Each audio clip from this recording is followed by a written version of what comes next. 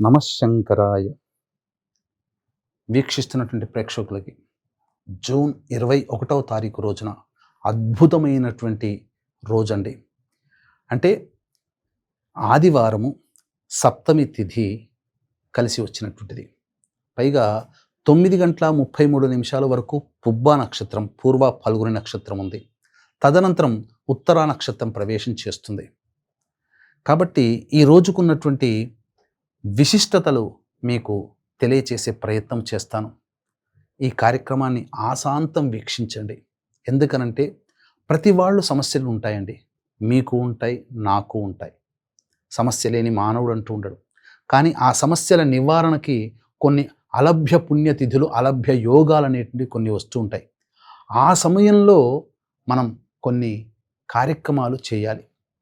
ముందుగా ఏ కార్యక్రమం అంటే దాంపత్య సమస్యలు ఎదుర్కొనేవాళ్ళు, వివాహ సమస్యలు ఎదుర్కొనేవాళ్ళు, ఆర్థికపరమైన వ్యాపార అభివృద్ధి చెందలేదని బాధపడేవాళ్ళు, ఆర్థిక సమస్యలు, లోన్లు శాంక్షన్ కాకుండా ఇబ్బంది పడుతున్నటువంటి వాళ్ళు, అన్నిటికంటే ముఖ్యంగా బంధువుల చేత చూపబడుతున్నటువంటి వాళ్ళందరూ కూడా ఈ రోజున ఎటువంటి పరిహారం ఎప్పటి లోపల చేసుకోవాలి. ఇక తదనంతరం తండ్రి కొడుకుల మధ్య విభేదాలు చాలా ఉంటుంటాయి. అటువంటి వాళ్ళు, నిరుద్యోగ సమస్యలతో బాధపడుతున్నటువంటి వాళ్ళు, ఉద్యోగంలో అభివృద్ధి లేక ప్రమోషన్స్ రాక ఇబ్బంది పడుతున్నటువంటి వాళ్ళు, అసలు ఉద్యోగం స్థిరత్వం ఉంటుందా లేదా, మమ్మల్ని తీసేస్తారా అనే బాధ ఉన్నటువంటి వాళ్ళు, అన్నిటికంటే మించి ప్రతి మనిషికి కావాల్సింది ఆరోగ్యం అండి. ఈ ఆరోగ్యం కోసం ఏం చెయ్యాలి ఈ జూన్ 21వ తారీఖు రోజున అనే విషయాల గురించి క్లుప్తంగా తెలియజేసే ప్రయత్నం చేస్తాను. ముందుగా ఆదివారం రోజున ఎటువంటి పనులు చేయకూడదు ముందు తెలుసుకుందాం. ఆదివారం రోజున సూర్యోదయం తర్వాత నిద్ర లేవకూడదు. కాబట్టి సూర్యోదయం కంటే ముందే నిద్రలేచి కాలకృత్యాదులు తీర్చుకొని ఉదయిస్తున్నటువంటి సూర్యుడికి నమస్కారం చేసి సూర్యాష్టకం 6 సార్లు పారాయణం చేసి రాగి పాత్రలో కుంకుమ నీరు కలిపినటువంటిది ఎర్ర పుష్పాలు వేసి ఆ రాగి పాత్ర ద్వారా సూర్యుడికి ఓం ఘృణిసూర్య ఆదిత్య ఓం లేదా ఆదిత్యాయ నమః అంటూ 6 సార్లు అర్ఘ్యం ఇవ్వండి. ఇది చెయ్యాలి. ఈ యొక్క ఆదివారం రోజున గోళ్ళు కత్తిరించుకోకూడదు, జుట్టు హెయిర్స్ కటింగ్ చేయకూడదు, ధూమపానము మద్యపానము పనికిరాదు, బ్రహ్మచర్య వ్రతాన్ని ఆచరించాలి. అభ్యంగన స్నానం అనగా ఒంటికి నూనె రాసుకొని ఎవ్వరూ కూడా స్నానం చేయకూడదు.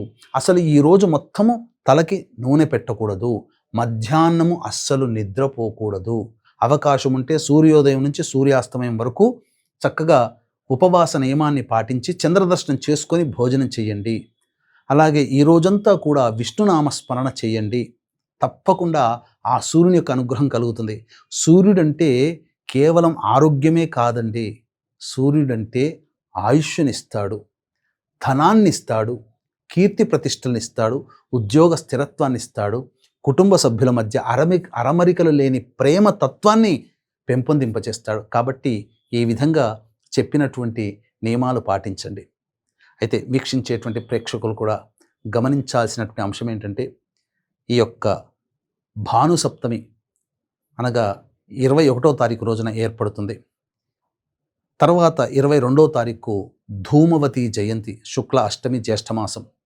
దీన్ని దృష్టిలో పెట్టుకుని ఎవరైతే మానసికంగా ఏ విషయంలోనైనా నిర్ణయం తీసుకోలేకపోతున్నారంటే విద్యలోనైనా కానీ, ఉద్యోగంలోనైనా కానీ, ఇంకా ఇతరత్ర వివాహ సంబంధించినటువంటి వాటి కానీ, అలాగే ఆర్థికపరమైన ఇబ్బందులు, అలాగే వివాహపరమైనటువంటి ఇబ్బందులు, ముఖ్యంగా అనుకోకుండా వచ్చే ఆపదలు, ఇవన్నీ తొలగడం కోసం మన పీఠమాధ్వర్యంలో 22వ తారీఖు శుక్ల అష్టమి ఆ రోజున సాయంకాలం 6 గంటలకి మన పీఠమాధ్వర్యంలో ధూమవతి హోమము, ప్రత్యంగిర హోమం, బగళాముఖి హోమంతో పాటుగా మీ జాతకరీత్యా కలుగు విద్య, వివాహ, ఉద్యోగ, దాంపత్య, అనారోగ్య సమస్యల నివారణకి సర్వదోష నివారణ పూజలు, హోమాలు, అలాగే మేష, మిథున, కర్కాటక, సింహ, కన్య, వృశ్చిక, ధనస్సు, కుంభ, మీన రాశుల్లో జన్మించిన వారికి శనిదోష నివారణ పూజలు, హోమాలు జరిపించి శక్తిపాతము చేసినటువంటి కరుంగలి మాల ఇవ్వడం జరుగుతుంది.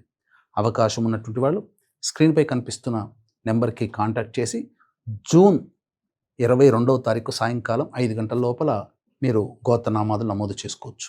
ఇక ఉదయం 9:33 వరకు కూడా ఈ యొక్క పుబ్బా నక్షత్రం ఉంది. ఈ పుబ్బా నక్షత్రానికి అధిపతి శుక్రగ్రహం. ఈ శుక్రగ్రహానికి అధిదేవత లక్ష్మీదేవి. కావున ఎవరైతే వివాహ సమస్యలు, దాంపత్య సమస్యలతో బాధపడుతున్నారో, ధనపరమైనటువంటి ఆర్థిక పరంగా, వ్యాపార పరంగా ఇబ్బందులు పడుతున్నారో, ఇంటికి సంబంధించి లోన్స్ శాంక్షన్ కాక ఇబ్బంది పడుతున్నారో, అటువంటి వాళ్ళకి సంబంధించి ఈ రోజున 9:30 లోపల, అంటే ఉదయం 8 నుంచి 9:30 మధ్యకాలంలో పుబ్బా నక్షత్రం ఉంటుంది. అలాగే కర్కాటక లగ్నము, లగ్నంలో గురు శుక్రులు ఉంటారు. ఆ సమయంలో లక్ష్మీ అమ్మవారి ఫోటోకి కానీ లేదా లక్ష్మీ అమ్మవారి విగ్రహానికి ఎర్రటి పుష్పాల మాల వేసి తేనెతో అమ్మవారికి అభిషేకము జరిపించి చక్కగా అలంకరణ చేసిన తరువాత నాటు గులాబీ పూలతో అమ్మవారికి అష్టోత్తర పూజ చేయండి. లక్ష్మీ సహస్రనామ పారాయణం చేయండి. అలాగే ఈ యొక్క బెల్లంతో చేసినటువంటి పాయసాన్ని అమ్మవారికి నైవేద్యంగా పెట్టండి. విశేషించి ముత్తైదువులకి 1 లేదా 3కి మీరు అమ్మవారికి ముత్తైదనగా ఈ సంబంధించిన అద్దము, దువ్వెన, కాటుక, గాజులు, రవిక బట్ట, పూలమాల, పసుపు, కుంకుమ ఇవన్నీ ముత్తైదుకి వాయనమిచ్చి ఆశీర్వచనం తీసుకోండి. తప్పకుండా పిల్లలకి వివాహం అవుతుంది, దాంపత్య సమస్యలు దూరం అవుతాయి. అలాగే ఈ సంబంధించినటువంటి అనారోగ్య సమస్యలు కూడా నివారణ అవుతాయి. ఇక తదనంతరం 9:33 నుంచి మధ్యాహ్నం 3:25 వరకు కూడా త్రిపుష్కర యోగం ఉంటుంది. కాబట్టి ఈ సమయంలో మీరు ప్రధానంగా వివాహ ప్రయత్నాల్లో అనగా ఎంగేజ్మెంట్లు కానీ ఇట్లాంటివి చేసుకోకూడదు. అలాగే ఏదైనా మంచి పని చేయండి, చెడు పని మాత్రం చేయకండి. మంచి పని అన్నప్పుడు ఈ యొక్క ఇంటికి సంబంధించిన రిజిస్ట్రేషన్స్ కానీ ఇవి చేయవచ్చు. చాలా విశేషమైనటువంటిది. ఇలా మీకు ఒకటి చేస్తే 3 సార్లు లాభం కలిసి రావాలి. అది త్రిపుష్కర యోగంలో ఉండేటువంటిది. ఇక తదనంతరం ఎవరైతే ఉద్యోగపరమైనటువంటి సమస్యలు, నిరుద్యోగులు ఉన్నారో, ఉద్యోగంలో ఉంటుందా పోతుందా, మనల్ని బెంచ్ మీద పెట్టారు, లే ఆఫ్లో పెడతారు అని అభిప్రాయం ఉన్నటువంటి వాళ్ళు, ప్రమోషన్స్ కోసం ఎన్ని ప్రయత్నాలు చేసినా కావట్లేదు, అలాగే అధికారుల యొక్క అభిమానము, అండదండలు కావాలనుకునే వాళ్ళు, ముఖ్యంగా గవర్నమెంట్ కాంట్రాక్ట్స్ తీసుకొని తద్వారా బిల్స్ శాంక్షన్ కావాలనుకునేటువంటి వాళ్ళు, ఇటువంటి వాళ్ళు ఈ రోజున చక్కగా ఈశ్వరుడికి అభిషేకము జరిపించాలి. అనగా చెరుకు రసముతో అభిషేకము జరిపించి ఎర్ర జిల్లేడు పుష్పాలతో అర్చన చేయాలి. ఈ విధంగా ఎవరైతే ఈ నియమాన్ని పాటించి ఓం నమో భగవతే వాసుదేవాయ అంటూ ఒక 1000 సార్లైనా 10,000 సార్లైనా జపం చేయడం, సూర్యాష్టకం పారాయణం చేయడం, లేదా సూర్యునికి నామమైనట్టు ఓం ఘృణిసూర్య ఆదిత్య ఓం అనే నామాన్ని 1000 సార్లైనా జపం చేస్తారో వాళ్ళకి ఆ సూర్యుని యొక్క అనుగ్రహం, ఎందుకంటే 9:30 నుంచి మధ్యాహ్నం 3 గంటల లోపల ఉత్తర నక్షత్రం ఉంటుంది. ఇది విశేషము. ఉత్తర నక్షత్రానికి అధిపతి రవి, సింహరాశిలో ఉంటాడు. ఆదివారము రవి అది కారకుడు. సప్తమి తిథి కూడా రవికి సంబంధించినటువంటిది. ఈ విధంగా చేయండి. ఈ రోజంతా సాయంకాలం వరకు ఉపవాసం ఉండి చంద్రదర్శనం చేసుకొని భోజనం చేయండి. చాలా విశేషం. ఇటువంటివి ఎవరైతే చేస్తారో వాళ్ళకి తప్పకుండా ఆ యొక్క సూర్యుని యొక్క అనుగ్రహంతో ఉద్యోగం స్థిరత్వం అవుతుంది, ధనప్రాప్తి కలుగుతుంది, అధికారుల యొక్క అండదండలు కలుగుతాయి, ప్రభుత్వ పరముగా వచ్చే ఇబ్బందులు, సమస్యలు నివారణ అవుతాయని చెప్పడంలో ఏమాత్రం సందేహం లేదు. అవకాశం ఉంటే జూన్ 22వ తారీఖు రోజున మన పీఠం ఆధ్వర్యంలో సాయంకాలం 6 గంటలకు జరిగే సర్వదోష నివారణ పూజలు, హోమాలు, ధూమవతి, ప్రత్యంగిర, బగళాముఖి హోమాల్లో మీ గోత్రనామాలు 22వ తారీఖు సాయంకాలం 5 గంటల లోపల నమోదు చేసుకోవచ్చు.